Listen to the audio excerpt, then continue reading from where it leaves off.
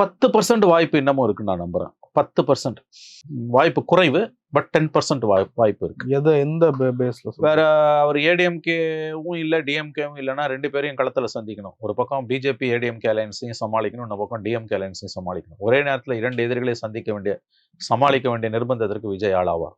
அவர் தனியாக போக தான் வாய்ப்பு அதிகம் என்பதை நான் ஒப்புக்கொள்கிறேன். அதனால தான் சொல்லுகிறேன் 90% வாய்ப்பு அதிகம் அவர் தனியாக போவதற்கு. 10% அதிமுக பாஜக கூட்டணி நோக்கி அவர் நகரலாம். அதற்கு வாய்ப்பு குறைவு என்பதை நான் ஒப்புக்கொள்கிறேன். கிட்டத்தட்ட ஆதவர்ஜனா ஸ்டேட்மெண்ட்டை நான் ஒப்புக்கொள்கிறேன். பட் பாலிடிக்ஸ்ல லாஸ்ட் வேர்டுன்னு எதுவுமே கிடையாது. கடைசி நிமிஷத்துல என்ன வேணா மாறலாம். இப்ப இருக்க சூழ்நிலை 4 முனை போட்டிங்க, அதுல சந்தேகம் இல்லை. திமுக, அதிமுக, நாம் தமிழர், விஜய். இதுல தேமுதிக, பாமக எல்லாம் ஏடிஎம்கேக்கு போயிடுவாங்க.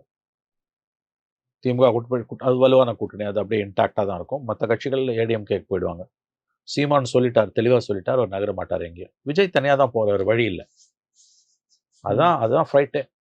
அவர் எல்லார் ஓட்டையும் உடைப்பார் கண்டிப்பா. திமுக ஓட்டையும் உடைப்பார், ஏடிஎம்கே ஓட்டையும் உடைப்பார். ஃபார் த ஃபர்ஸ்ட் டைம் தமிழகம் தொங்கு சட்டமன்றத்தை சந்திக்கலாம்.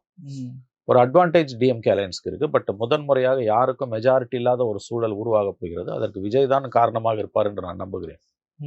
அவர் உடைக்கக்கூடிய அந்த 15% ஓட்டு 2 பேர் வாக்குகளையும் சிதைக்கும்.